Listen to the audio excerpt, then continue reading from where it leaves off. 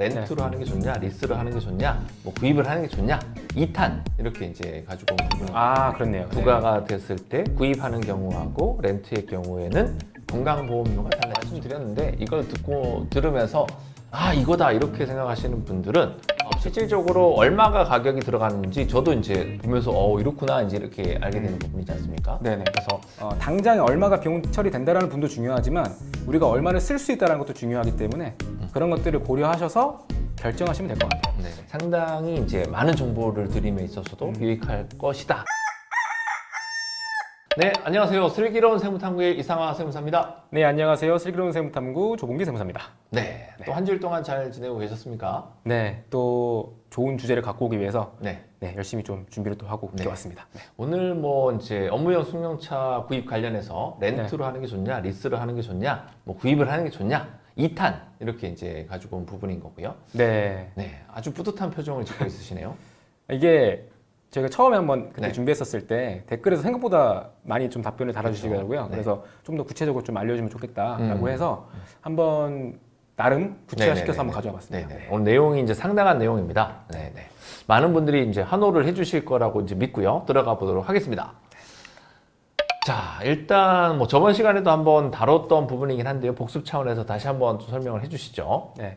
일단은 업무용 승용차를 구입할 수도 있고 네. 회사 입장에서는 렌트를 할 수 있고 리스를 할 수 있는데 각각의 이제 뭐 장단점 내지는 그 성격 같은 네. 것들을 좀 열거를 해놓은 겁니다. 그래서 저번에 한번 다뤘던 내용이기 때문에 네네. 한번 다시 읽어보셔도 되고요. 이 중에 네. 좀 중요한 부분이 이제 렌트와 리스의 가장 큰 차이는 번호판에 대한 부분이겠죠. 네. 그리고 뭐 취등록세나 자동차세 같은 경우에 렌트는 전혀 부담하는 개념이 아니고요. 리스는 리스료에 포함된다는 부분들. 그 다음에 리스는 신용등급에 영향을 줄 수 있다는 거. 이게 좀 되게 중요한 좀 부분이죠. 네네. 그다음에 구입했을 경우 구입과 렌트 리스의 차이는 네. 자산이 증가하냐 증가하지 않느냐의 차이. 네. 이런 부분들도 굉장히 중요한 부분이니까 네네. 한번 쭉 보시면 더 좋을 것 같아요. 여기서 이제 하나 첨언드리면은 그거도 있을 수 있을 것 같아요. 그러니까 그 지방세가 아니라 저기 어디죠? 건강보험료. 건강보험료. 그렇네요. 부가가 됐을 때 구입하는 경우하고 렌트의 경우에는 건강보험료가 달라질 수 있다. 그렇네요. 네. 네. 재산이 포함 지역가입자 같은 네. 경우에 맞네요. 좋은 차를 타시게 되면은 건강보험료가 상당히 많이 나올 수 있습니다. 네. 그렇네요. 네. 저는 뭐 렌트회사 관계자가 아닙니다. 네. 미리 말씀을 드리고요. 다음 페이지 넘어가도록 하겠습니다. 자, 업무용 승용차 비용 처리 어떻게 할까 이렇게 나오게 된 부분이에요. 네, 기존에 다뤘던 것들을 조금 더 구체화시켜 봤는데요. 네. 취득, 보유, 처분 이렇게 세 가지 단계로 나눠봤습니다. 네.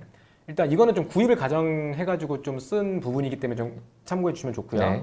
일단 취득했을 때는 바로 비용 처리하는 건 아니에요. 네. 해당 차량에 대해서 그 차량 가격만큼을 일단 자산으로 잡아놓습니다. 네. 장부에 자산으로 잡아놓고 해당 취득가액은 차량 가격 더하기 취등록세 더하기 또 취득과 관련된 각종 부대 비용들 네. 이렇게 해서 취득가액을 구성하고요. 이것은 5년 동안 감가상각비로 비용 처리한다. 네네. 이렇게 보시면 되고요. 네. 보유하는 동안에 발생하는 것들은 일단 기본적인 차량 관련 지출액들, 네. 뭐 예를 들어서 뭐 리스라고 하면 리스료, 뭐 렌트비, 그 외에 뭐 유류비나 뭐 수리비, 자동차세, 보험료 이런 거 있겠죠. 네네네. 이런 것들이 매 연마다 발생할 거예요. 그 연도에 발생한 그 연도에 비용 처리된다. 네. 이거 보시면 되고요.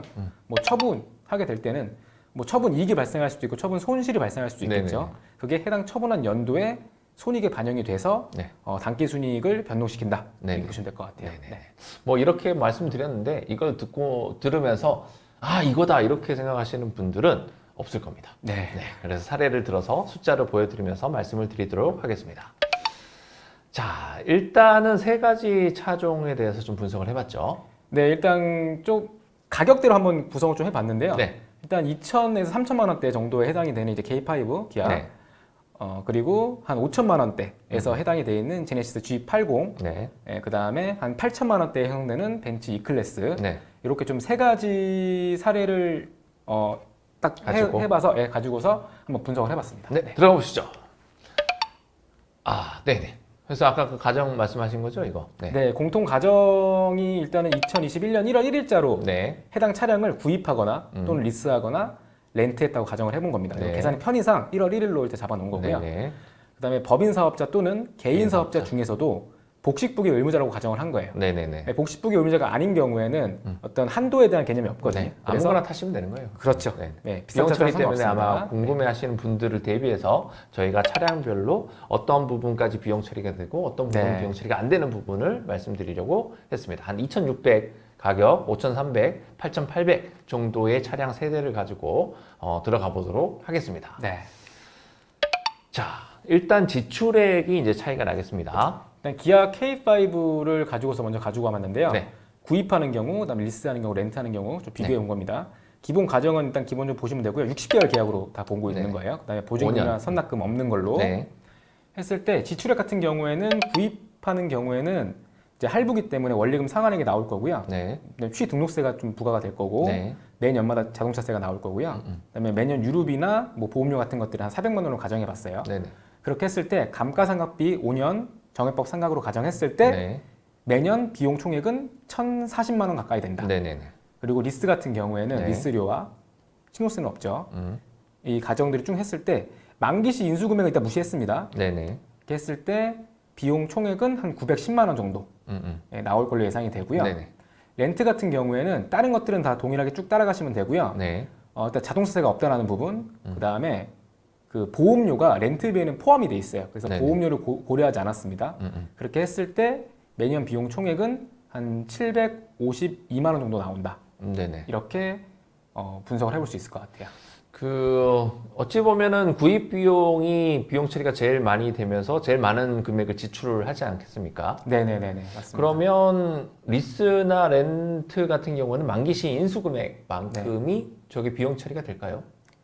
인수했을 때 자산으로 잡히게 되죠. 네네네. 그리고 나중에 그걸로 네, 또 감가상각으로 감가상각으로 진행을 먹게 하게 되는 건데, 되겠습니다. 네 그렇게 보시면 될 것 같아요. 그래서 네. K5 기준으로 봤었을 때는 구입을 하는 케이스가 비용 처리 기준으로 봤었을 때는 유리하다. 뭐 이렇게 볼 수도 있겠네요. 그만큼 지출액이 많은 부분도 있고요. 네네네네. 맞습니다. 네.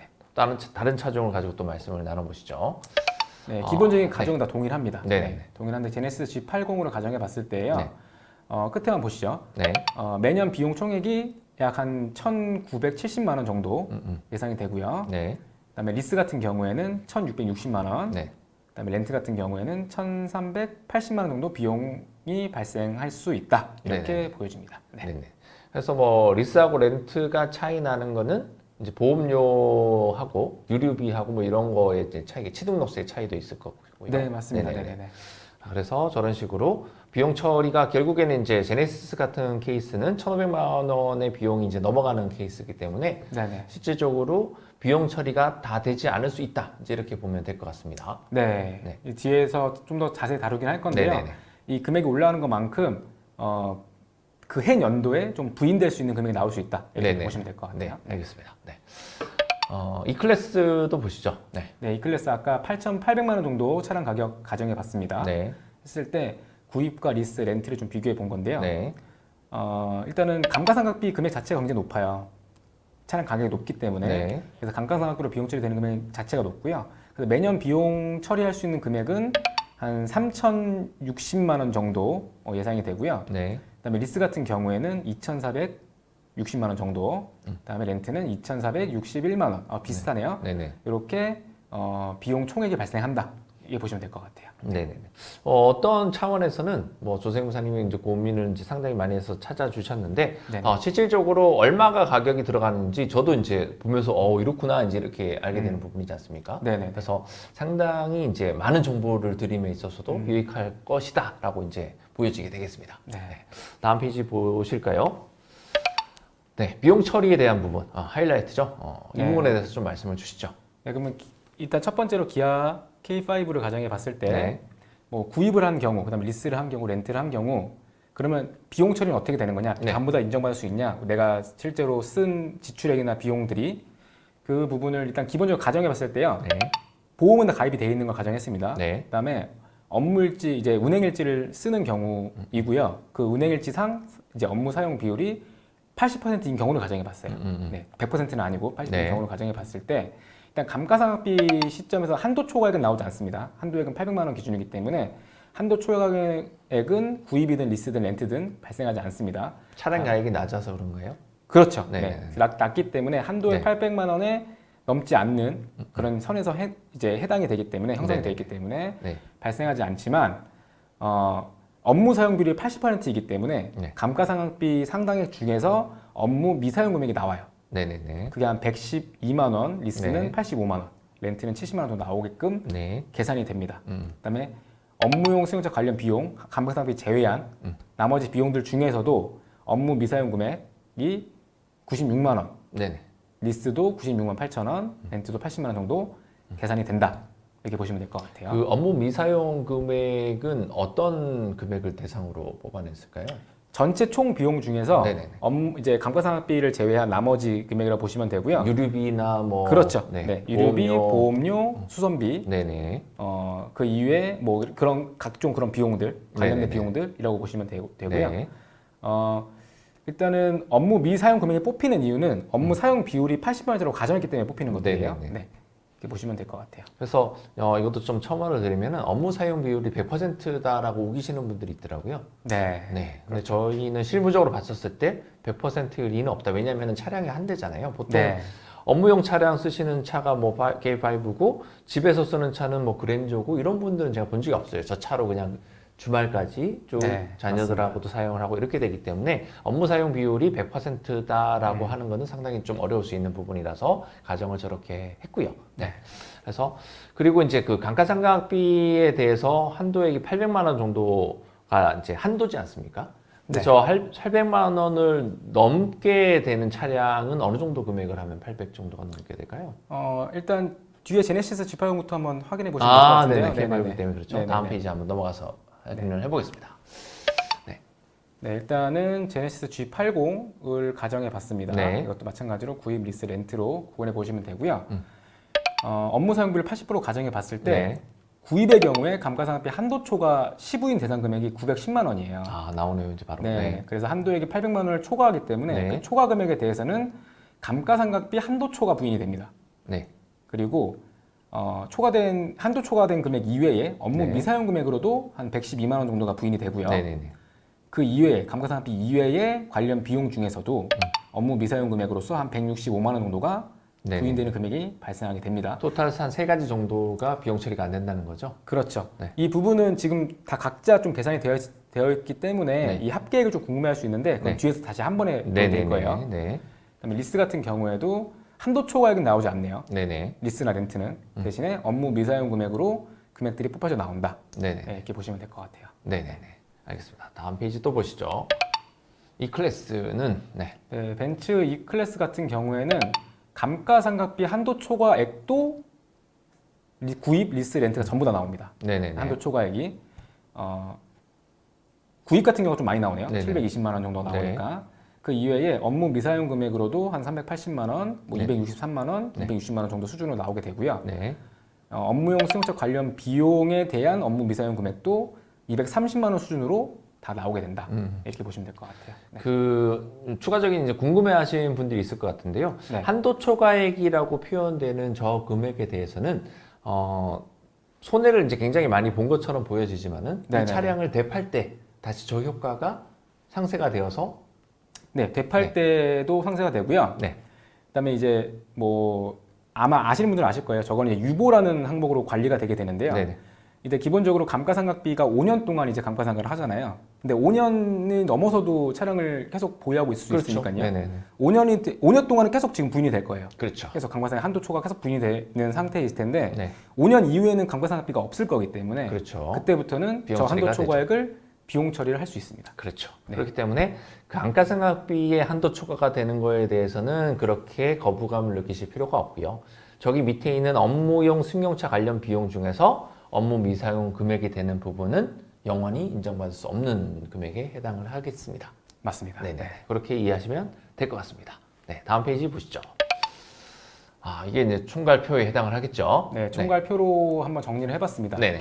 K5, 제네시스, 벤츠 정리를 해봤는데요. 네네. 일단 구입의 경우를 이제 비교해 봤을 때는 네. 저기 비용 부인액의 상여라고 되어 있잖아요. 네네. 저 상여라고 하는 게 이제 저 차량을 운행하시는 분에 대한 상여로 소득좀 된다는 개념이어서 저거는 급여로 가져갔다는 얘기죠. 그렇죠. 그만큼. 네. 급여로 과세가 된다고 보시면 됩니다. 네네네. 저 금액만큼 네. 200만 원 정도가 이제 부인되는 걸로 나와서 그러니까 1,000만 원 중에서 네. 200만 원은 급여에 포함시켜서 세금 내라는 얘기인 거고 그렇죠. 800만 원에 830만 원에 해당하는 부분에 대해서는 회사 비용으로 인정해주겠다. 네, 그 이렇게 연도 보는 비용이 거죠. 인정이 된다. 네네네. 그래서 파란색으로 표시된 부분들이 네. 그 연도의 비용으로 인정되는 금액을 보시면 되고요. 네네네. 근데 빨간색 중에서 네. 상여라고 적혀 있는 부분들이 아까 이제 이상한 선생님께서 말씀하신 것처럼 네. 소득에 포함돼가지고 개인 급여에 포함돼서 과세가 된다고 보시면 되고요. 네. 저 유보라고 하는 항목들이 이제 감가상각비 한도 초과액의 개념입니다. 그렇죠. 저거는 당장은 부인되지만 나중에는 돌려받을 수 있다. 네. 이렇게 그냥 쉽게 이해하시면 될 것 같아요. 네네네네. 그래서 파란색 금액처럼 매 연도마다 비용 처리가 가능하다. 그렇게 각각 사례별로 판단해 보시면 될 것 같아요. 네네. 그래서 지금 물론 뭐 리스나 렌트 같은 케이스는 나중에 재구입이 되지 않습니까? 리스 기간이 종료됐을 경우에 네. 그때의 회사의 돈이 들어가서 다시 자산화가 돼서 감가상각을 이제 진행을 하게 되겠죠. 그래서 네네. 그 부분까지 이제 탑재시켜 드리진 않았지만은 그때 인수되는 금액 자체가 큰 금액이 일단 아닐 것이고 네. 그리고 거기에 대한 감가상각은 거의 전액이 인정될 것이다라고 보여지는 게 예상치죠, 보통은. 일반적으로 1년에 800만 원 기준으로 감가상각비를 잡고 있기 때문에 네네네. 한 4천만 원 이하인 차량 같은 경우에는 네네. 전액 다 감가상각비가 비용 처리 된다고 보시면 될 것 같아요. 그렇죠. 네. 그렇기 때문에 이거 말고도 이제 더 좋은 차를 살 수도 있고 더 낮은 차도 살 수 있겠지만은 비용 인정액에 대한 파란색의 글씨도 이제 중요한 의미겠지만은 빨간색에 해당하는 것 중에서 유보 부분 말고 상여로 처리되는 부분만큼이 내 개인 소득으로 과세돼서 실질적으로 돈을 추가적으로 세금을 더 내는 부분이지 않습니까?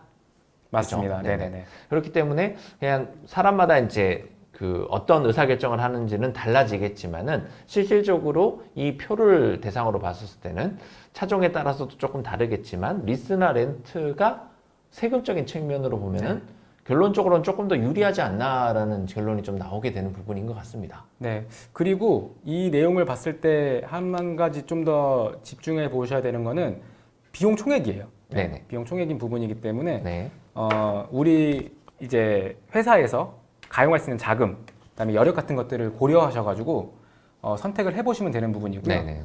당장 얼마가 비용 처리된다라는 분도 중요하지만 우리가 얼마를 쓸 수 있다는 것도 중요하기 때문에 그런 것들을 고려하셔서 결정하시면 될 것 같아요. 네네. 네. 상여로 표시되는 부분 자체가 소득세를 이제 추가로 더 부담한다는 내용이 되는 부분인 거고, 실질적으로 비용 처리되는 부분이 잘 회사의 자금 계획하고 실질적으로 차량에 들어가는 금액하고 이제 자금 대한 내용을 이제 잘 확인하시는 게 제일 중요할 것 같고요. 네. 그리고 그 다음 자체가 상여로 처리되는 게 아까 저 E클래스처럼 600만 원씩 저렇게 되면은 사실상 부담이 상당히 큽니다. 대표님들 그렇죠. 자체가 연봉 자체가 꽤나 높으신 분들이 많기 때문에 상여가 600만 원에 소득세가 한 30% 정도가 추가가 더 될 수가 있는 부분이잖아요. 그러니 제네시스 정도로 타시는 게 조금 더 나을 수 있는 부분인 거고요. 근데 나는 뭐 모르겠다. 난 좀 더 좋은 차를 사야 되겠다라고 하면은 또 그 부분에 대해서 리스냐, 렌트냐, 구입이냐 따라서 좀 달라질 수도 있을 것 같습니다. 네, 맞습니다. 그래서 대표적인 차종을 한 3가지를 가지고 오늘 이 시간을 이제 가지고 왔고요. 많은 분들이 이 정도만 보더라도 상당히 감동을 하지 않을까라는 생각이 좀 듭니다. 앞에 조금 내용이 어려울 수 있는데 네네. 그럼 이 마지막 장 보고서 금액 정도만 확인하셔도 괜찮을 것 같아요. 네네, 맞습니다. 네. 오늘 또 이렇게 좋은 주제를 가지고 이제 나와 주셨고요. 다음 주에도 상당히 괜찮은 또 주제를 가지고 대비를 하고 있을 걸로 생각이 듭니다. 네. 네. 오늘 내용 또 유익하셨습니까? 네. 좋아요, 구독. 네, 눌러주시길 바라겠습니다. 예, 다음 주에도 또 좋은 내용을 가지고 여러분들 찾아뵙도록 하겠습니다. 이상화 세무사였습니다. 네, 조봉기 세무사였습니다. 네, 감사합니다.